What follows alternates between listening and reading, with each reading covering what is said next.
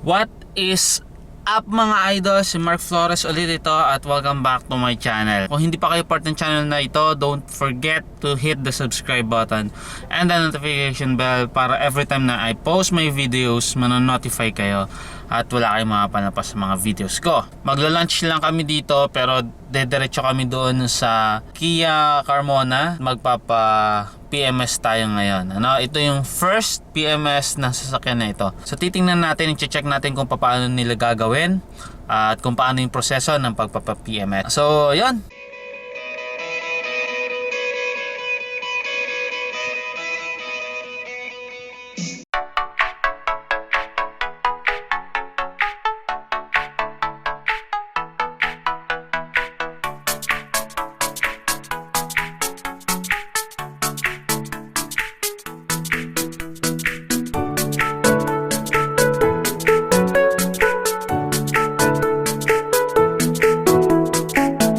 So ayan mga idol, nandito na kami sa Kia Carmona sa casa.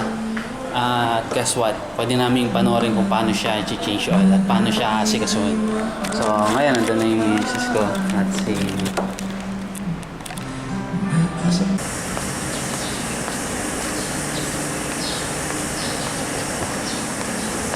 Langis lang sir, saka aircon filter, oil filter, engine oil, saka aircon filter.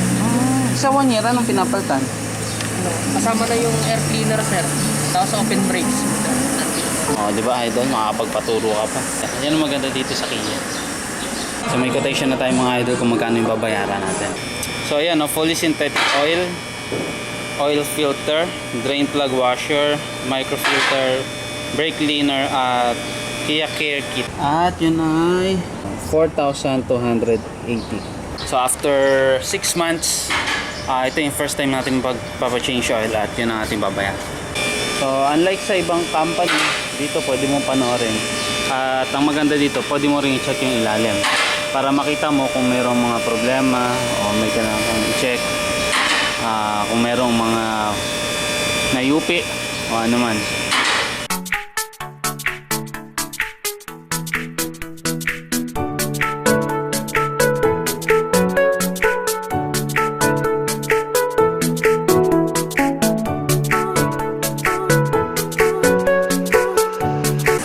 Yung isang yun, aircon yun, no? Oo sir, ito sa aircon.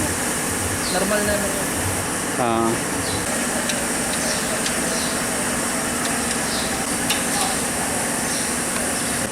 Hindi na kailangan palitan. Hindi ko basta-basta kang pinaka-cover lang yung dito sa sakit para... Yun ang maganda mga idol kapag nakikita mo yung sasakyan kung paano inaayos. At least sure ka na talagang inaayos siya. Siyempre sa iba sure din naman tayo na inaayos nila, pero iba pa rin talaga kasi yung nakikita mo, di ba? Pag nakakita ka ng parang tingin mo yung problema, pwede mong itanong, diba? Matututo ka pa.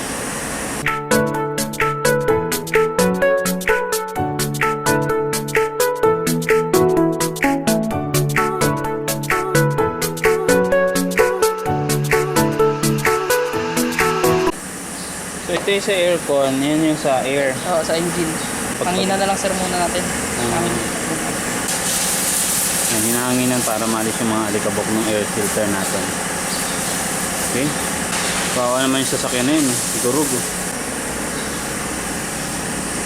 So kung gusto nyo palang kunin yung air filter, dito lang.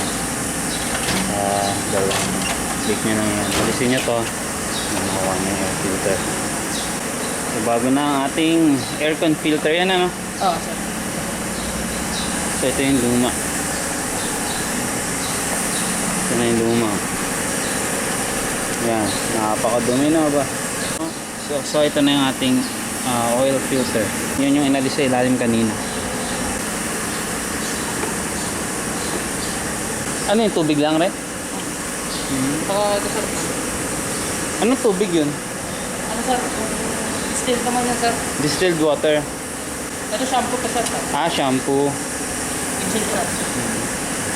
Pero may coolant ako dun. Sa likod, pwede ba yun? Pwede yun sir. Pag ano na lang, nasusunod ko pagka na. Pag nagkulang, pag bumaba. Saan ba dapat siya? Diyan sa pool? Oo, yan sa F sir. Diyan, distilled water lang rin. Oo, distilled. O pwede kahit tap water. Then distilled sir, mas maganda. Mas magandang distill. Saan naman yung ano sir? Yung sa transmission oil. Saan ko siya i-check? Sir, hindi natin mati-check dito sir. Pero kung sakasakali, ang talagang checking yan, ano, every 30,000 o 40,000 sir. Di ano pa. Matagal-tagal pa. Kasi wala na itong deep still. Ang check lang yan.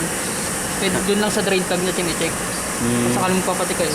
Sa drain plug yung technician magbabaklas ng ano. Para makita lang yung kulay ng oil niya. No oil. Kung palitin. Sa mga idol, yun na pala yung papalitan pagka first PMS ng Kia Picanto, ano.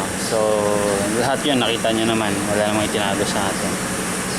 Guys, tipid. Mura siya i-maintain.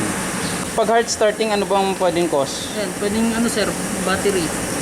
Una battery. Pinaka number 1, battery. Pangalawa, ano, okay naman yung battery, pwedeng starter muna natin makikita. Kasi kung walang crank, susunod na, kung okay yung battery, yung cranking, yung starter, sa likod. Pero sa ganito namang kaso sir, posibleng masira agad yung starter kasi wala pa nga isang taon. Baka battery yan eh. Oo. Ba't kaya nagkagano? Kasi may cold cranking na ano eh, dapat ito na may maintain.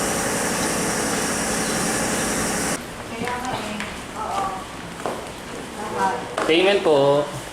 And that's it mga idol. Tapos na ating first PMS o periodic maintenance schedule. Ang ating next periodic maintenance schedule ay sa after 6 months. So ganun yun kapag gumagamit ka ng fully synthetic na oil.